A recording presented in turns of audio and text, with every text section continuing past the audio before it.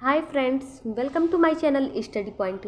आज हम BA fourth semester sociology का यूनिट 2 का नेक्स्ट जो हमारा पॉइंट है ड्रग एडिक्शन वे पढ़ने जा रहे हैं। इससे पहले हम यूनिट फर्स्ट कंप्लीट करा चुके हैं, जिसमें हमने विचलन किसे कहते हैं, बाल अपराध किसे कहते हैं, श्वेत वसन अपराध वाइट कॉलर क्राइम किसे कहते हैं, वे कंप्लीट हो चुका है। यूनिट फर्स्ट कंप्लीट हो चुका है और यूनिट सेकंड में हमने भ्रष्टाचार पढ़ लिया है और उसके बाद से भ्रष्टाचार के बाद से साइबर क्राइम किसे कहते हैं उसे भी पढ़ लिया है। तो हमारा नेक्स्ट टॉपिक है ड्रग एडिक्शन। ड्रग एडिक्शन क्या होता है, इसकी लक्षण क्या है, कौन कौन से कारण हैं कि लोग ड्रग एडिक्ट हो जाते हैं, तो आज हमें ये देखना है। तो चलिए आज का वीडियो हम स्टार्ट करते हैं। वीडियो को स्टार्ट करने से पहले आपसे एक रिक्वेस्ट है कि फ्रेंड्स, अगर आपको ये वीडियो अच्छा लग रहा है तो इसे ज़्यादा से ज़्यादा अपने फ्रेंड्स में शेयर करें, वीडियो को लाइक करें, साथ ही चैनल को सब्सक्राइब भी कर दें ताकि आपको नोटिफिकेशन मिलता रहे। जैसे ही मैं वीडियो डालूँ आपके पास वो चला जाए और आप उसे देख सकें। तो चलिए आज का वीडियो हम स्टार्ट करते हैं। तो ड्रग एडिक्शन कहते किसे हैं, पहले हम ये समझ लेते हैं। तो ड्रग एडिक्शन यानी नशे की लत एक पुरानी और लंबे समय से बनी हुई आदत होती है। लोगों की आदत में ये ढल गई होती है। आमतौर पर ये मस्तिष्क की बीमारी को दूर करने वाली दवा हो सकती है। ये जो दवाएं होती हैं ये आमतौर पर मस्तिष्क की बीमारी को दूर करने वाली दवा हो सकती है। नशे की लत मस्तिष्क की संरचना और कार्य की क्षमता में परिवर्तन ला सकती है। हालांकि इस खतरे को समझते हुए अधिकांश लोग नशे की लत का शिकार हो जाते हैं। लोगों को इस खतरे के बारे में पता होता है और सब कुछ जानते हुए भी वे इसके शिकार हो जाते हैं। ड्रग एडिक्शन का निर्णय स्वैच्छिक होता है। नशीली दवाओं के दुरुपयोग के कारण मस्तिष्क में होने वाले बदलाव किसी व्यक्ति के आत्मनियंत्रण की क्षमता भी बिगाड़ सकता है। नशे की लत को रोकना एक चुनौती भरा फैसला होता है, लेकिन ऐसा उपचार जो लोगों को ड्रग एडिक्शन से छुटकारा दिला सकते हैं, इसके लिए जीवन शैली और चिकित्सक उपचार दोनों ही जरूरी होता है। तो किस प्रकार लोग ड्रग एडिक्ट हो गए और उनसे छुटकारा पाना है, तो इसके लिए लोगों को अपनी दिनचर्या में जीवन शैली में परिवर्तन लाने की ज़रूरत है। चिकित्सक डॉक्टर से उपचार कराने की, इलाज कराने की ज़रूरत होती है। अन्य पुरानी बीमारियों जैसे डायबिटीज़ जिसे मधुमेह कहते हैं, अस्थमा या हृदय रोग के साथ भी नशीली दवाओं की लत को प्रभावित ढंग से प्रबंधित किया जा सकता है। जैसे डायबिटीज़ का उपचार होता है, हृदय रोग या अस्थमा ऐसे रोगों का उपचार होता है, वैसे ही हम जो लोग ड्रग एडिक्ट हो गए उनका भी उपचार किया जा सकता है। तो अब हम देखते हैं कि ड्रग एडिक्शन के लक्षण क्या क्या हैं, कौन कौन से लक्षण दिखाई देते हैं जिससे पता चले कि ये व्यक्ति ड्रग एडिक्टेड है। तो इसमें ड्रग एडिक्शन के सामान्य लक्षण, इसमें पहला है, अगर आप नियमित रूप से किसी दवा का उपयोग करते हैं। अगर कोई व्यक्ति नियमित रूप से किसी दवा का उपयोग करता है तो वो ड्रग एडिक्ट कहलाएगा। किसी दवा का सेवन करने की क्रेविंग होना, अगर व्यक्ति को वो दवा ना मिले तो उससे बेचैनी होना या गुस्सा आना, अलग अलग के लोगों में परिवर्तन दिखाई देते हैं, वो भी ड्रग एडिक्शन का लक्षण होता है। समय के साथ उस दवा की खुराक लेने की आदत बढ़ना, लोगों में वो आदत हो जाती है कि अगर वो दवा समय पर न मिले तो वे बेचैन हो जाते हैं, झगड़ा करने लगते हैं। नेक्स्ट हमारा लक्षण है बिना ज़रूरत के किसी दवा पर बहुत ज़्यादा पैसा खर्च करना, फिर चाहे आप उसे खरीदने में सक्षम हैं या नहीं है। तो ये भी ड्रग एडिक्शन का लक्षण है, या कि उस दवा की ज़रूरत लोगों को नहीं होती है फिर भी वे उसे खरीदते हैं और वे सक्षम हो या ना हो पर उन्हें आदत हो जाती है और वे खरीदते हैं वे दवा। ये भी ड्रग एडिक्शन के। नेक्स्ट हमारा लक्षण है कि नशीली दवाओं के उपयोग के कारण जिम्मेदारियों और कामकाजों को प्रभावित करना।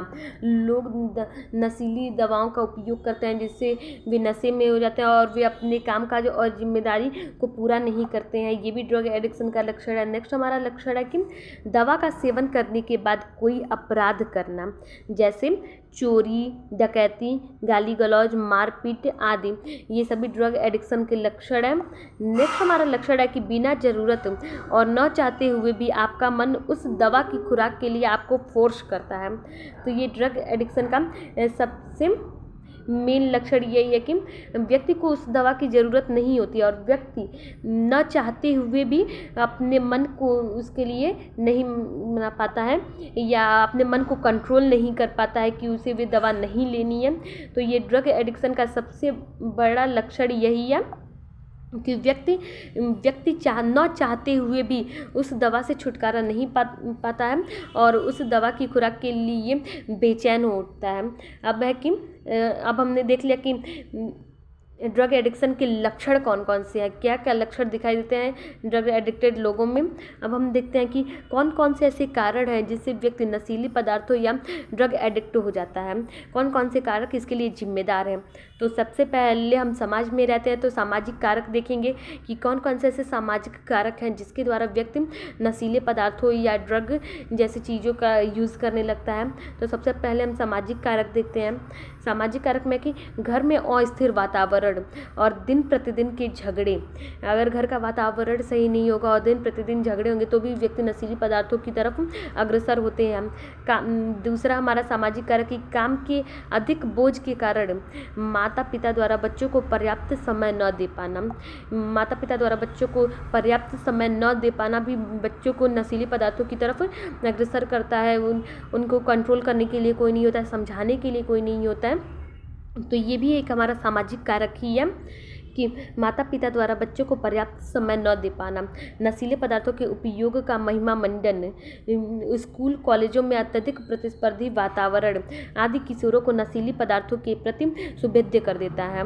तो ये सभी सामाजिक कारक हैं जिसके द्वारा जो यंग बच्चे हैं वे किस प्रकार नशीले पदार्थों की तरफ चले जाते हैं। तो एक बार और हम देख लेते हैं कि घर का अस्थिर वातावरण और दिन प्रतिदिन के झगड़े, काम के अधिक बोझ के कारण माता पिता द्वारा बच्चों को पर्याप्त समय न दे पाना तथा इस जो नशीले पदार्थ होते हैं उनका महिमा मंडन करना।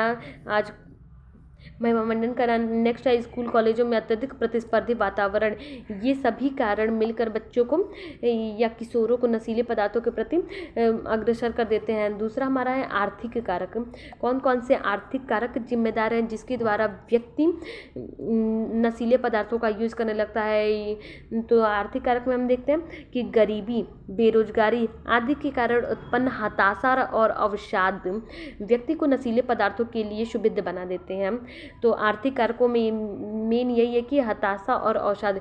व्यक्ति गरीब होगा, बेरोजगार होगा तो उसके अंदर उदासी, हताशा उत्पन्न हो जाएगी, अवसाद उत्पन्न हो जाएंगे जिसके कारण व्यक्ति नशीले पदार्थों की तरफ बढ़ता जाता है। तो ये हमारा आर्थिक कारक है।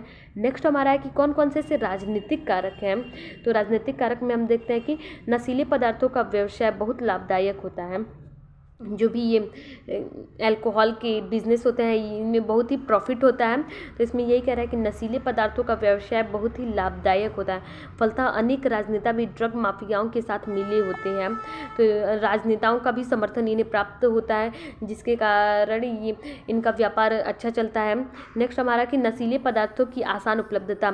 नशीले पदार्थ आसानी से ही मिल जाते हैं और तनाव, चिंता और अवसाद का बढ़ता स्तर। वर्तमान समय में लोगों का मेंटल प्रेशर इतना ज़्यादा है कि उनका चिंता और ये सभी मिलकर लोगों को नशीले पदार्थों के सेवन के लिए अग्रसर कर देते हैं। तो हमने देखा कि कौन कौन से ऐसे कारक हैं जिसके द्वारा व्यक्ति नशीले पदार्थों या ड्रग के चंगुल में फंस जाते हैं। तो सामाजिक कारक हमने देखा कि घर का अस्थिर वातावरण, दिन प्रतिदिन के झगड़े, माता पिता द्वारा बच्चों को टाइम न दे पाना, ये सभी सामाजिक कारक थे। आर्थिक कारक, गरीबी और बेरोजगारी से उत्पन्न हताशा व्यक्ति को नशीले पदार्थों की तरफ अग्रसर कर देती है। राजनीतिक कारक के अंतर्गत है कि ये जो नशीले पदार्थों का बिजनेस होता है ये बहुत ही प्रॉफिटेबल होता है, इसीलिए राजनेता भी ये साथ देते हैं प्रॉफिट कमाने में, पैसा कमाने के लिए। और सबसे बड़ा जो इसमें कारण है वो है कि आसानी से उपलब्धता। नशीले पदार्थों की उपलब्धता बहुत ही आसानी से लोगों को मिल जाती है और वर्तमान समय में लोगों के ऊपर जो मेंटल प्रेशर है उसके कारण लोग इसकी तरफ बढ़ भी जाते हैं। तो ये सभी कारक हैं। अब प्रभाव, इसका प्रभाव समाज पर क्या पड़ता है। तो प्रभाव में हम सबसे पहले सामाजिक सामाजिक प्रभाव देखेंगे तो सामाजिक प्रभाव में है नशीले पदार्थों के प्रयोग से परिवार में बिखराव और सामाजिक ताने बाने का टूटने का खतरा उत्पन्न हो जाता है। तो नशीले पदार्थों के उपयोग से सबसे मुख्य सामाजिक प्रभाव यही पड़ता है कि परिवार में बिखराव उत्पन्न हो जाता है, परिवार में बिखराव उत्पन्न हो जाता है तथा सामाजिक ताने बाने का टूटने का खतरा उत्पन्न हो जाता है। ड्रग की तस्करी आर्थिक रूप से अत्यंत लाभदायक होती है, अतः यह अनेक अपराधों के बढ़ने का कारण भी होती है। तो जो ड्रग की तस्करी होती है उसमें बहुत ही पैसा मिलता है और इसके कारण अन्य अपराध भी बढ़ने लगते हैं। तो ये हमारा सामाजिक प्रभाव है। नेक्स्ट हमारा आर्थिक प्रभाव है नशीले पदार्थों की लत से मानव की कार्य क्षमता और उत्पादकता में गिरावट आती है। इससे मजदूरी में क्षति, उत्पादन में कमी और स्वास्थ्य खर्च में वृद्धि होती है। लोगों का स्वास्थ्य बिगड़ता है तो वे दवा लेते हैं या कुछ भी, तो उसमें स्वास्थ्य खर्च में, लोगों के स्वास्थ्य खर्च में वृद्धि होने लगती है। शारीरिक प्रभाव नशीले पदार्थों के सेवन से व्यक्ति के शरीर पर भी प्रभाव पड़ता है। तो शारीरिक प्रभाव में हम देखते हैं नशीले पदार्थों के प्रयोग के कारण मनुष्यों में सामान्य मानसिक एवं शारीरिक क्रियाओं में बदलाव आ जाता है। उपयोगकर्ता के शरीर को इन दवाओं की लत लग जाती है। जो भी नशीले पदार्थों का यूज़ करते हैं लोग, उनके शरीर को इन दवाओं की लत लग जाती है और धीरे धीरे इन दवाओं की उच्च मात्रा की मांग करने लगता है। यदि सेवनकर्ता इन पदार्थों के प्रयोग को छोड़ता है तो उसमें कमजोरी, उत्तेजना और आक्रामकता के लक्षण आने लगते हैं।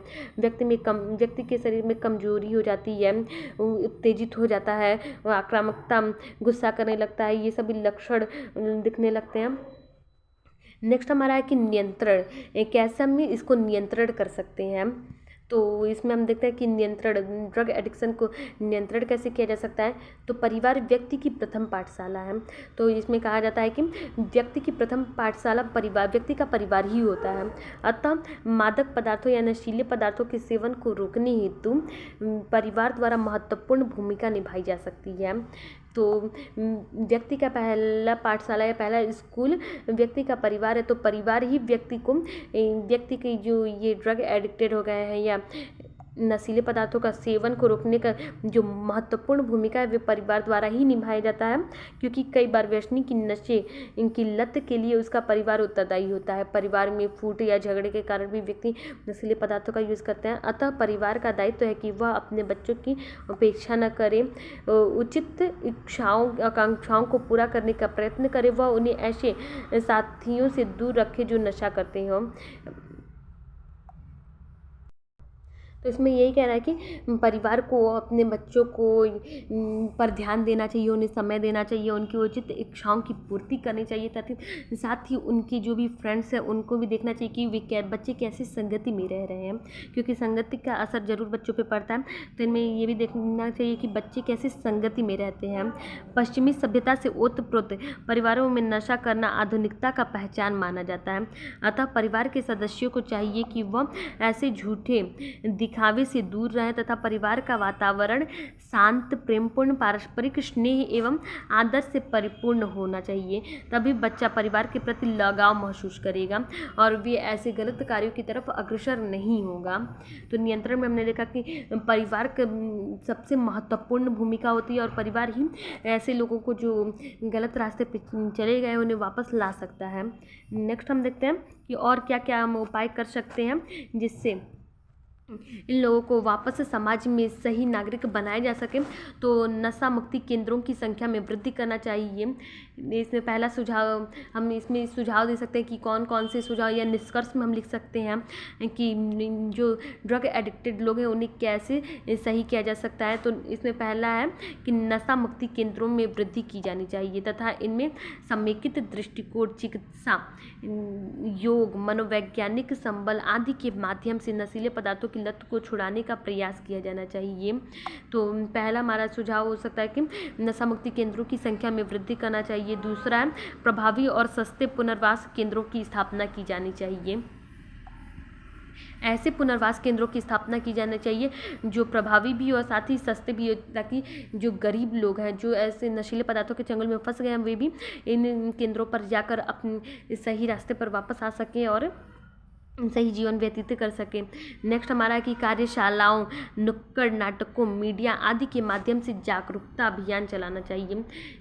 ये चौराहे पर या समाज में हर जगह जागरूकता अभियान चलाना चाहिए, जिससे सभी लोग जागरूक हो सकें और इन नशीले पदार्थों के जो दुष्परिणाम है, निगेटिव इम्पैक्ट है, उनको लोग समझ सकें और इनसे दूर रह सकें। नेक्स्ट हमारा है कि अंतर्राष्ट्रीय सीमा के परागमन मार्गों तथा ड्रग तस्करी व्यापार की सख्ती से निगरानी की जानी चाहिए। जो इंटरनेशनल बॉर्डर्स है उनको चेकिंग, वहाँ पर चेकिंग बढ़ाई जानी चाहिए, जिससे ये ड्रग और नशीले पदार्थ हैं वे न आ सकें और इन पे सख्त निगरानी रखनी चाहिए और कड़ा से कड़ा सज़ा देना चाहिए जो ऐसे ड्रग तस्करी में जो लोग होते हैं उन्हें। नेक्स्ट हमारा कि ड्रग के उत्पादकों, तस्करों आदि के प्रति शून्य सहनशीलता की नीति अपनाई जानी चाहिए। ऐसे जो भी लोग हैं जो इन कार्यों में लिप्त होते हैं उन्हें कड़ी से कड़ी सज़ा देनी चाहिए और साथ ही जीरो टॉलरेंस की नीति अपनाई जानी चाहिए। तो निष्कर्षतः युवा देश की संपत्ति है। निष्कर्षतः हम इसमें लिख सकते हैं कि युवा देश की संपत्ति और नशीले पदार्थों के सेवन से सबसे संवेदनशील वर्ग यही है। युवा वर्ग ही वर्तमान समय में नशीले पदार्थों की तरफ ज़्यादा अग्रसर हो रहा है, इसलिए सख्त बहुआयामी रणनीति अपनाकर, सख्त से सख्त नीति अपनाकर इस खतरे को रोकने का प्रयास किया जाना चाहिए। तो फ्रेंड्स, आज हमने देखा कि ड्रग एडिक्शन क्या होता है, इसके लक्षण कौन कौन से हैं, ड्रग एडिक्शन के लक्षण कैसे कैसे व्यक्ति को हम पता कर सकते हैं कि वे ड्रग एडिक्ट है या नहीं है, इसके लिए कौन कौन से जिम्मेदार कारक हैं, सामाजिक कारक, आर्थिक कारक, राजनीतिक कारक और साथ ही प्रभाव कैसे समाज पर कैसे इसका प्रभाव है, सामाजिक प्रभाव क्या है, आर्थिक प्रभाव, शारीरिक प्रभाव कौन कौन से हैं और इसको रोकने के और उपाय, समाधान के उपाय भी हमने पढ़े। तो फ्रेंड्स, आज का वीडियो यहीं तक था।